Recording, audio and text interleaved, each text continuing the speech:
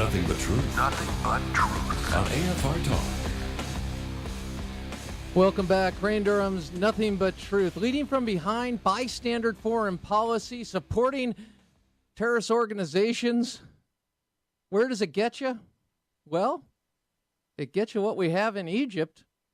Crane Durham's opinion. Crane Durham's Nothing But Truth. Proudly on AFR Talk. Lock it in. Our guest, he is a senior fellow and national security analyst at the Clarion Project. And you know him. He just had a birthday, fresh off a 4th of July weekend. Ryan Mauro, how are you, buddy? Good. A little bit tired, but I'm good. I gotcha. Well, here's what we're facing. Well, actually, I'd actually like to know what we're facing because I'm thinking we have reports of riots in the streets, possibility of more bloodshed, possibility of 50 killed, military against the Muslim Brotherhood because Muslim Brotherhood supporters don't play nice. Christians have learned that, and Jews have learned that the hard way, and other Muslims have learned that the hard way. President Obama, where is he on his support of the Muslim Brotherhood? Well, give us a thumbnail sketch there. Basically, the latest revolution in Egypt couldn't have been handled any worse by the Obama administration. And I say that I'm not exaggerating what I'm saying. Honestly, it was done incredibly horribly how we handle the situation. Here's basically the history. President Obama came in and he wanted to reach out to the Muslim Brotherhood. His administration viewed the Muslim Brotherhood as being the moderate solution to al-Qaeda, that they may disagree with us, but they're nonviolent, they engage in elections, they're a group that we can deal with. And so he came in 2009. He increased America's approval rating in Egypt by 5%, but it was still only 27%. And then right before this latest revolution took place, he had alienated so many people in Egypt, the good guys, that the approval rating of the United States fell to 16%, lower than it was under President Bush. And I'm willing to bet that the approval rating of the United States in Egypt right now has been cut in half by the fact that we sided with the Muslim Brotherhood and criticized the military for stepping in. I actually am thinking of getting a job as Director of National Intelligence, but I have to answer a question, and that is the Muslim Brotherhood a terrorist organization? Ryan, is it? Yes, I think it does fit that definition because even though they're not your typical terrorist organization, they fit the definition because Hamas is a branch of them. And if you consider Hamas to be a foreign terrorist organization, then so is the Muslim Brotherhood. Now, the administration and many of the Brotherhood's apologists get around that by saying that the Brotherhood doesn't direct the activity of all of their branches from a central headquarters, but who cares? It doesn't really make a difference.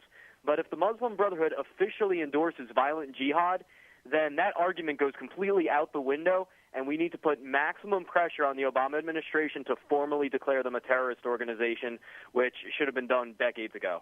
But this really opens up, and part of that was a joke and part of that serious. It was obviously DNI Chief Clapper and his question about the secular organization, largely secular organization that you consider the Muslim Brotherhood. And it really, I want people to drink this one in. Thank you, Burgundy. It is the idea that how misguided our foreign policy is and how, well, at best it's ignorant, at worst it's willfully blind and an embrace of an Islamist organization that has a lot of blood on its hands. And so, Ryan, when we're talking about this, you're saying the president goes there, apology tour as it was called, fairly or unfairly. I would say, yeah, there's some evidence of that big time. And then our approval rating goes down because no matter what we do, if we support Islamists, we are going to be making a move that will catch up to us in a bad way. It may increase support, but all of a sudden, people don't like to be terrorized. People don't like to be subjugated. And so President Obama is not a little off on his foreign policy. He's way off, and Egypt is exposing that. Fair statement? Yeah, oh yeah, absolutely. I mean, think about it. These are the two. There have been two opportunities to deliver crushing blows to radical Islam that rarely come by us in history. We first had the revolution in Iran in 2009. We completely blew that one. And then you would have thought that the Obama administration would have learned their lesson from that because everyone was saying, what are you doing, including the Iranian protesters on the street. But no, we actually performed even worse when the Egyptians took to the streets because the Muslim Brotherhood was democratically elected, and so we need to side with them. At least that's the way the Obama administration seems to think. But being democratically elected doesn't mean that you are a democracy. Hitler was democratically elected. Yeah, and I would think the president, I mean, he's a pretty smart guy. It doesn't take a ripping Einstein or a history major to even understand that. So why this willful blindness? And tell me what recently happened in Syria. It seems like the Muslim Brotherhood is getting weaker, more marginalized, and we continue to support it. And there's evidence of that you're reporting in Syria. Oh, right. Yes, because in Syria, we have basically ignored the fact that the Muslim Brotherhood controls the political elements of the opposition. On the ground, you have al-Qaeda forming the major fighting force, and that's entirely because the more moderate forces, the Free Syria Army, kept saying time and time again to America, to Europe, if you don't arm us, then the guys who do have the arms are going to win on the ground, and that's al-Qaeda and the Muslim Brotherhood. And that's exactly what's happened. And so I think it's fair to characterize our foreign policy at this point as being pro-Muslim Brotherhood. And it's shocking to think that we would actually side with the Muslim Brotherhood over secular moderate elements at any point. There were many people that would view the Muslim Brotherhood as being a few steps below al-Qaeda on the crazy scale, and I could kind of understand why, when there's that many smart people saying, the Muslim Brotherhood's a big improvement from al-Qaeda, so let's work with them. But when it gets to the point where you actually view the Muslim Brotherhood as the solution to your problems, to the point where you alienate secularists, it's just simply unbelievable. Okay, so let's connect the dots of the Arab Spring, but let's go back to Egypt, and let's talk about the aid to Egypt. Are we putting restrictions on the aid to the military currently, or are we going to do what we did with Morsi, who got the aid anyway, and actually Congress passed restrictions and President Obama waived them? So tell me what's happening there, and then who is in control specifically in Egypt? Right now it's the military, but the military is acting in a democratic fashion, where they didn't just – everyone's calling this a coup, especially those that are pro-Muslim Brotherhood. It's not really a coup, because when you have a coup, the military takes control for themselves. All they did was remove the obstacle to democracy, and they're initiating a democratic process that ultimately doesn't leave them in power. That's not really a coup. But over the past few weeks, what you've seen is a massive strategic shift that few people are noticing. The Muslim Brotherhood was growing in power. They were controlling the opposition movements. Things were going just great for them. It was the best time in their history since its founding in 1928 in Egypt. That has now changed. They are now in the worst position politically than they've ever been in since their founding in 1928. And that's because prior to the past few weeks, the Muslim Brotherhood always had to be oppressed. You always had to throw them in jail. You always had to take away their media outlets. This time they had it all, and they blew it, and they were defeated politically in the realm of public opinion. And how do you recover from that? There's no one that they can blame but themselves. So we have a huge opportunity here to really deal what could potentially, over the long term, be a death blow to radical Islam, and we're not taking it. Okay. Now, again, tell us what President Obama needs to do. Give us the 3 things he needs to do. The first thing he needs to do is congratulate the Egyptian people on saving their democracy. Make it very clear that we are not on the side of the Muslim Brotherhood and that we understand that democracy is more than just a couple of elections. We have to do a complete reversal on our diplomacy. Secondly, we have to have a broader strategy that embraces the secular opposition figures. We should be meeting with people like those that were leading the Egyptian revolution. There should be photos taken of our ambassador meeting with them instead of photos of us embracing the Muslim Brotherhood and groups like that. And third, I would say we need to stop referring to this as a coup, or John McCain is out there saying that we should cut off aid to Egypt in response to the military stepping in and sidelining Morsi. What is that? Which means that he's what is that? How can even worse than Obama.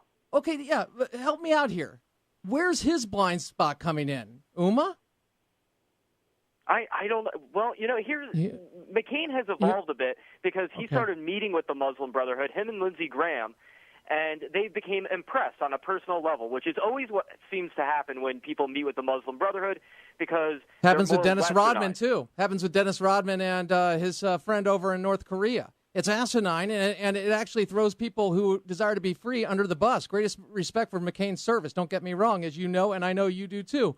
But bottom line, this is bunny stew BS. It is messing with the opportunity that you've laid out and educated us on. And that is this personal relationship. I hear Morsi's adult. I hear there's a reporting that Morsi is an absolute stooge. And he had to rely on the Muslim Brotherhood. How could they be so impressed with this reported moron? Yeah, people do say that he actually is stupid. I think the King of Jordan actually said that. Yeah, exactly. And you read the comments of the leaders of the Arab world, and things that they're saying is so similar to the things that you and I were saying. But, of course, when we say things like that, we're said that we're paranoid, we're fearmongers, we're anti-Muslim bigots. But the King of Jordan right now and the other Arab leaders, it was very interesting to look at their reaction, because when Morsi was sidelined, Turkey condemned them. We always hear Turkey's an ally, but Turkey sided with the Muslim Brotherhood. The ones that supported the revolution that sidelined Morsi was Saudi Arabia and Jordan and the United Arab Emirates. Are there members of Congress, because this goes into a very sketchy area because you contradict your commander-in-chief and the policy of that, but the left doesn't seem to have a problem with it when they meet with Assad. So tell me this. Well, what can members of Congress start to recognize people who desire to be free in those groups and those leaders? They can. The effect will be limited because at the end of the day, you still have President Obama as president. But I think that members of Congress should do it. They have done it in the past. It doesn't quite get the press that having a Secretary of State meet with them do, but every little bit helps. And it's going to take a generation for us to make up for this mistake that we just made in Egypt. And it's going to take education, and it's going to take people to realize how wrong we are right now. And we can disagree on how to implement the aid or assistance or recognition of certain groups. Absolutely. A lot of stuff there. But we've got to make the big decisions, and we're blowing it. We blew it in 2009. You've talked about it. You've outlined it. You've written about it. Ryan Mauro. I'm speaking in, obviously, Iran. Clarion Project. And what we need to do now is expose it more. So I'll be harassing you for more time, more interviews, and possible debates this week there, Ryan. All right, looking forward to it. Look forward to it. National security analyst, ClarionProject.org, and founder of WorldThreats.com, just fresh off his Fox and Friends appearance on Thursday. Crane Durham's Nothing But Truth, Steve Malloy, the Junk Man, Junk Science, next AFR Talk.